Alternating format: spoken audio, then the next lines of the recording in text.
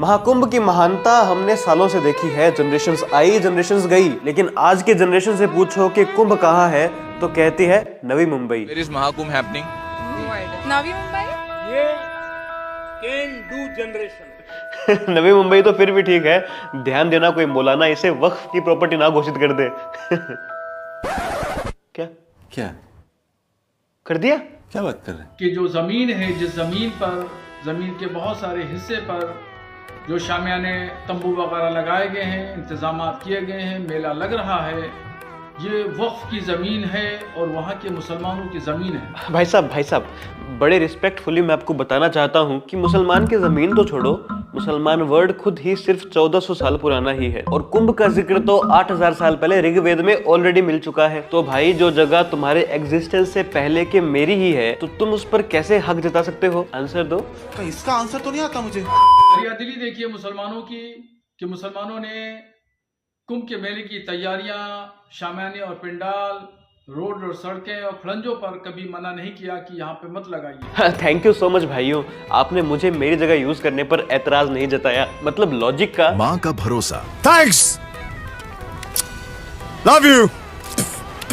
मतलब ये कैसा कंपैरिजन है भाई, सेंसलेस। ये तो एकदम दो एंड की तरह है कि ह्यूमन गैदरिंग को प्रोडक्ट मैन्युफैक्चरिंग से कंपैरिजन कर देना। बोलो कोई करेगा ऐसा? कोई सेंस है इस बात में? ये भी कर दिया। अगर भारत 45 करोड़ लोगों के एक जगह पर आने की मैन्युफैक्चरिंग कर सकता है तो वही भारत मैन्युफैक्चरिंग के सेक्टर में कुंभ जैसी कामयाबी हासिल क्यों नहीं कर सकता? ये रविश कुमार ने जब से एनडीटीवी छोड़ा है इसका एंडी रोना खत्म ही नहीं हो रहा है। मैं अपने पैंडी रोने शुरू करता हूँ। ह्यूमन गैदरिंग को मैन्युफैक्चरिंग से कंपैरिजन कौन करता है भाई? इतनी भी क्या चिढ़ है हिंदू त्योहारों से? तकलीफ हुआ है बेचारे। और देश की गरीबी मिटाने का सारा ठेका हिंदू त्योहारों ने ले रखा है क्या? हज पे जाते वक्त तो कोई नहीं बोलता कि इन पैसों से यार 2 लोगों के पेट भर जाते, लेकिन कुंभ पर सबको गरीबी याद आ रही है। चले यार। रविश भाई आपकी जानकारी के लिए बता दें कि इंडिया मैन्युफैक्चरिंग सेक्टर में बहुत अच्छा कर रही है। भारत की जीडीपी का 17% मैन्युफैक्चरिंग ही कंट्रीब्यूट करता है और हर साल करीब 8% से मैन्युफैक्चरिंग सेक्टर में ग्रोथ हमें देखने को मिल रही है। हाँ, चाइना हमसे बहुत आगे है अभी, लेकिन हमारी ग्रोथ भी बहुत अच्छी है। और उधर चीन ने अपने मैन्युफैक्चरिंग को कुंभ में बदल दिया है। अरे यार कुंभ छोड़ो, इसको हिंडनबर्ग नदी में स्नान करवाओ, क्योंकि कुंभ में पापों से मुक्ति मिलती है, पागलों से नहीं। आप देखिए तो हम हिंडन नदी के किनारे इन सीढ़ियों से उतरते हुए हिंडनबर्ग का दफ्तर खोज रहे हैं। एंडरसन। दोस्तों महाकुंभ से काफी इंटरेस्टिंग चीजें हमें देखने को मिल रही है, लेकिन अनफॉर्चुनेटली हाईलाइट कुछ ऐसी चीजें हो रही है जिनका हाईलाइट होना इतना कोई जरूरी है नहीं। कुछ लोग बेचारे गरीब साधु के 50 रुपए कमाने से परेशान हो रहे हैं। मैं कन्वर्ट करके दे रही हूँ, जल्दी लाओ। लाओ। आप तो अभी तो बैठे थे, आपको तो पैसे की कोई मोह माया नहीं थी।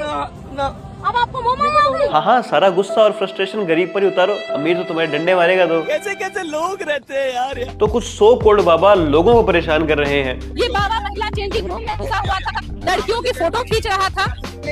झाड़ा लेने बैठा, इसका मतलब हम जानता है, मंत्र जानता है तेरी।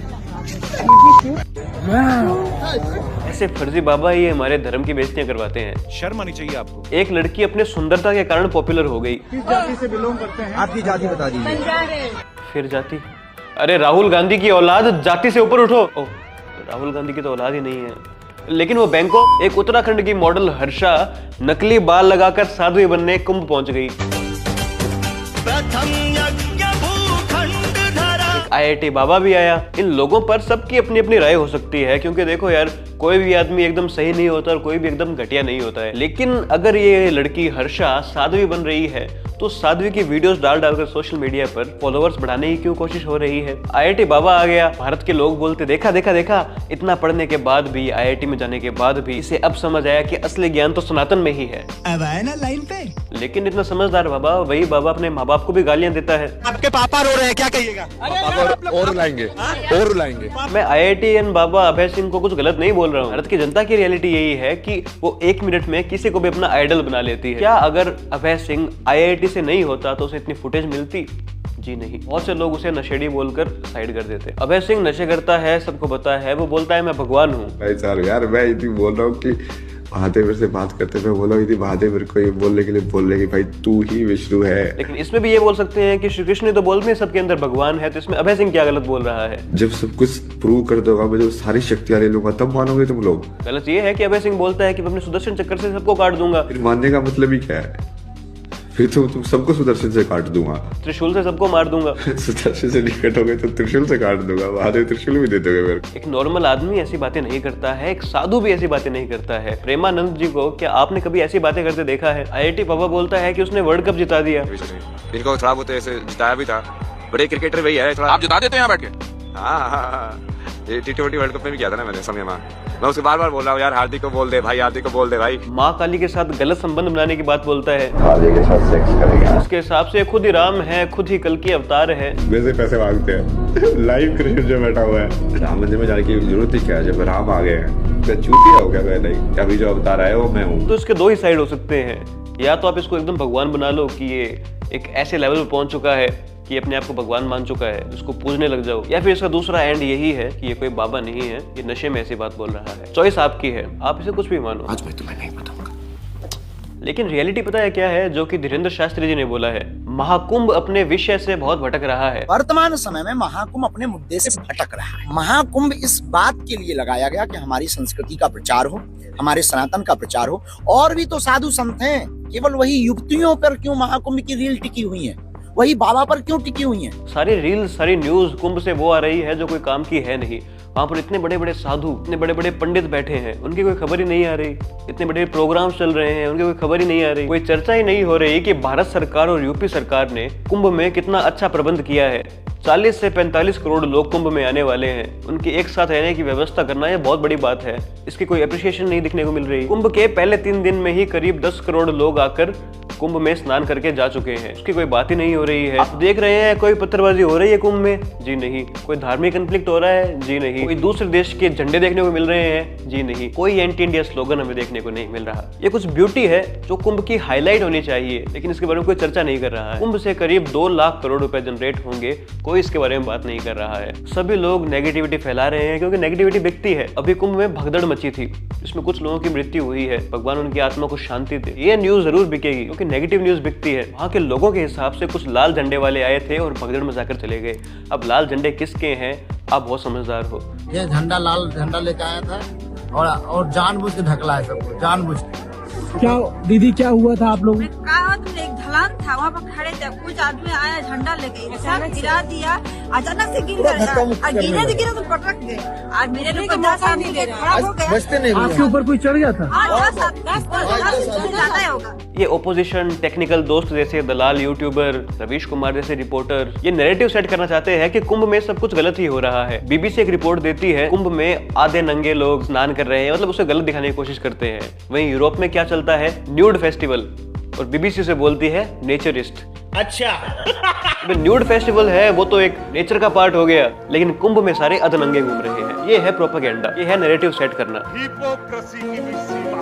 कांग्रेस के मल्लिकार्जुन खड़गे बोलते हैं कि कुंभ में नहाने से क्या होगा, गरीबी थोड़ी मिटती है। अरे भाई, गंगा में डुबकी लेने से गरीबी दूर होती क्या? आपको खाना मिलता पेट को।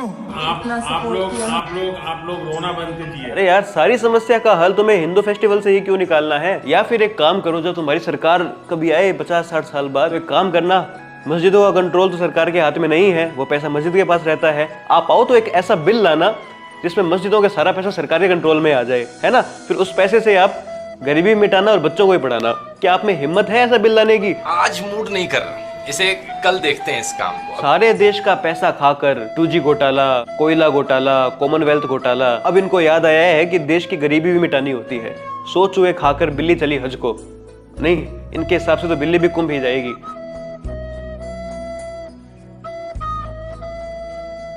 तो कुंभ के अराउंड जो नेगेटिव एनवायरनमेंट बन रहा है उसे हटाने की जरूरत है, पॉजिटिविटी फैलाने की जरूरत है। आप देख रहे होंगे बॉलीवुड की कोई बी ग्रेड एक्टर अब साध्वी बनने चली है, अपने आप को साध्वी बना चुकी है। ये वही एक्ट्रेस है जो कुछ साल पहले एक गैंगस्टर के साथ देश छोड़कर भाग गई थी और आज देख रहा है कि हिंदुओं का बोलबाला है, तो अपनी PR बनाने के लिए, अपनी इमेज बनाने के लिए साध्वी बन गई। ऐसे लोगों को पकड़ पकड़ के पीटना चाहिए। तो ओवरऑल मेरे कहने का मतलब है कि कुंभ के प्रति पॉजिटिविटी फैलाइए। ये हमारे देश का बहुत बड़ा त्योहार है। 144 साल बाद आज पूर्ण महाकुंभ आ रहा है, इसके प्रति पॉजिटिविटी फैलाइए। ये धर्म का कार्य है, करिए, इससे पुण्य मिलता है। दोस्तों वीडियो को जरूर शेयर कीजिएगा कि देश में पॉजिटिविटी बढ़े। चैनल पर एक कमेंट जरूर कीजिएगा, इससे मेरी वीडियो की रीच बढ़े। चैनल को सब्सक्राइब करना ना भूले, वीडियो को लाइक करना ना भूले। मिलते हैं नेक्स्ट वीडियो में। जय हिंद, जय श्री राम।